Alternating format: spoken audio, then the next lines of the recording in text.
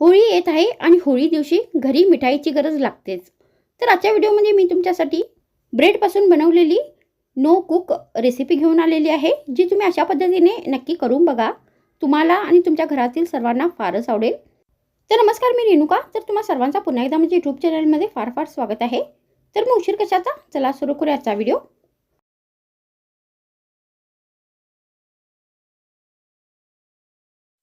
तर मी ते नो कुकची मिठाई बनवण्यासाठी 6 ब्रेड घेतलेले आहेत. तर सर्वात आधी आपल्याला जो ब्रेडचा साईडचा भाग असतो तो काढून टाकायचा आहे.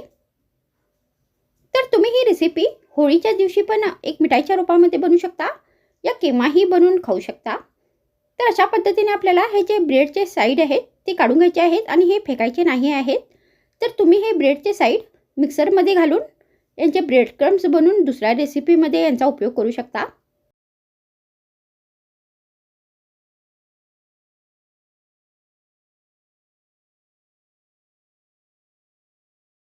तर मी ते सगळ्या ब्रेडचा साईडचा जो भाग आहे तो काढून टाकलेला आहे.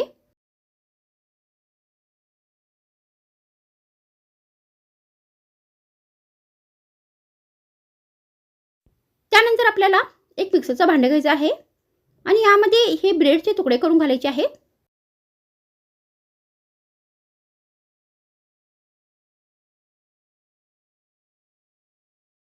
हा ब्रेड आपल्याला या मिक्सरच्या भांड्यामध्ये क्रश करून घालायचा आहे. त्यानंतर आता आपल्याला या ब्रेडची एकदम बारीक पावडर बनवून घ्यायची आहे.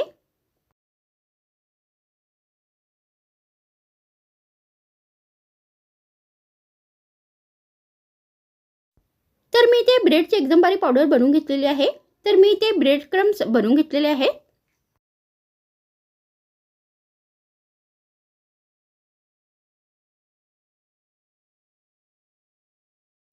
त्यानंतर आपल्याला 3 बाउल नाही तर 3 प्लेट घ्यायचे आहेत आणि यामध्ये ही जी ब्रेडची पावडर आहे तिचे 3 भाग करायचे आहेत.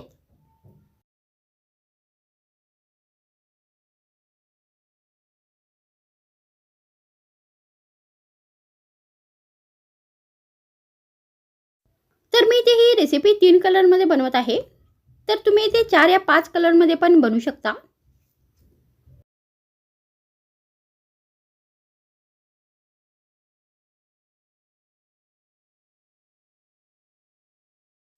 तर मी ते आता ब्रेडचे जे पावडर आहे तिचे 3 भाग करून घेतलेले आहेत. त्यानंतर मी ते 1 कप साखरेची पावडर बनवून घेतलेली आहे. तर 1 कप साखर मी मिक्सरच्या भांड्यामध्ये घालून त्याची पावडर तयार करून घेतलेली आहे. तर ही पावडर आता आपल्याला या तिन्ही प्लेटमध्ये चवीप्रमाणे घालायची आहे.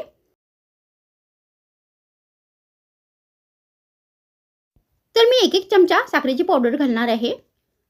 तर तुम्ही आपल्या चवीप्रमाणे ते साखरेचा वापर करू शकता.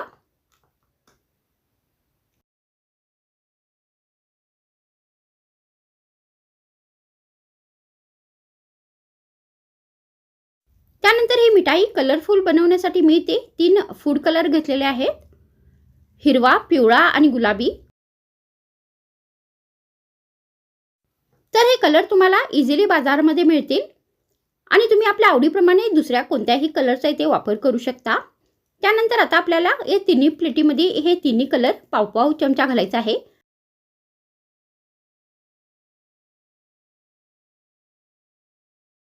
तर सर्वात आधी आपल्याला एका प्लेटीमध्ये पाव चमचा पिवळा फूड कलर घालायचा आहे.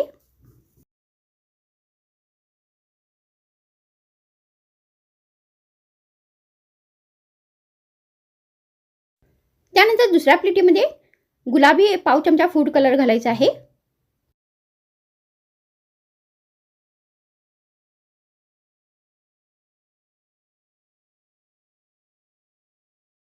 मग तिसऱ्या प्लेटीमध्ये हिरवा पाव चमचा फूड कलर घालायचा आहे.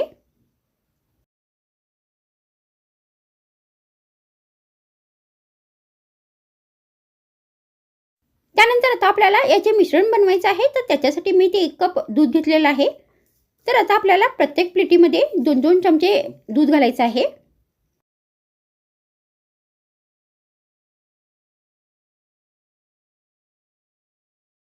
मग सर्वात आधी आपल्याला पिवळ्या कलरमध्ये 2 चमचे दूध घालायचं आहे आणि हे सगळे साहित्य व्यवस्थित चमच्याने मिक्स करायचे आहे. तर आपल्याला याच्यामध्ये जास्त दूध नाही घालायचं आहे, नाहीतर हे जे मिश्रण आहे ते फारच पातळ बनेल. तर तुम्ही हे मिश्रण हाताने पण व्यवस्थित मिक्स करू शकता.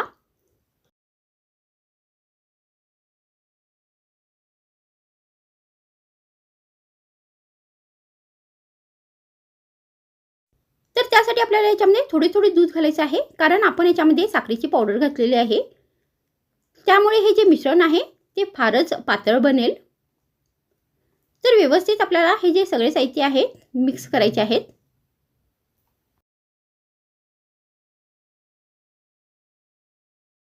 तर आता इथे हे सगळे साहित्य व्यवस्थित मिक्स झालेले आहे आणि पिवळ्या कलरचं हे मिश्रण बनवून तयार झालेलं आहे.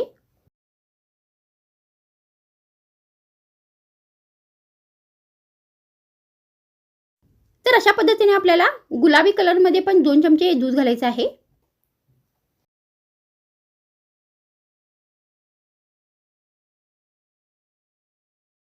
आणि हे साहित्य पण हाताने व्यवस्थित मिक्स करून घ्यायचे आहे.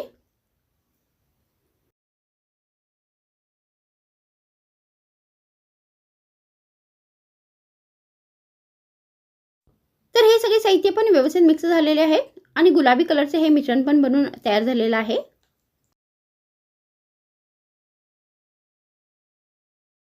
त्यानंतर आता आपल्याला हिरव्या कलरचं मिश्रण तयार करून घ्यायचं आहे. तर त्याच्यासाठी आपल्याला याच्यामध्ये पण 2 चमचे दूध घालायचं आहे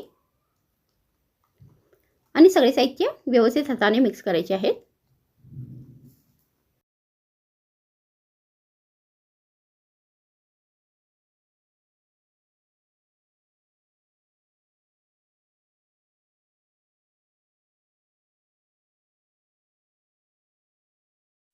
तर आता इथे हे जे तिन्ही कलर आहेत ते व्यवस्थित मिक्स झालेले आहेत आणि तिन्ही हे मिश्रण तयार झालेले आहे.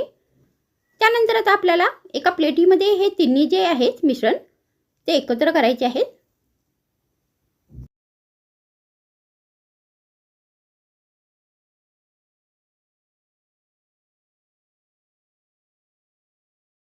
आणि हे तिन्ही कलर आता व्यवस्थित आपल्याला मिक्स करायचे आहेत.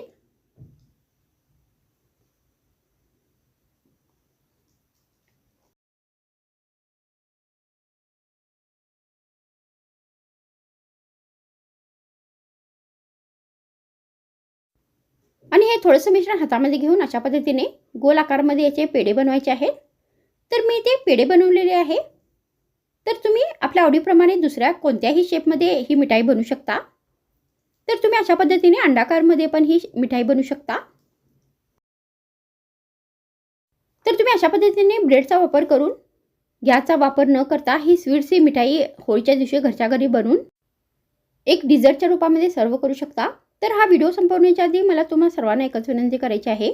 तर अगर तुम्हाला माझा व्हिडिओ आवडल्यास माझ्या व्हिडिओला शेअर करा, माझ्या व्हिडिओला लाईक करा, मला कमेंट करा आणि माझ्या चॅनलला नक्की सबस्क्राईब करा.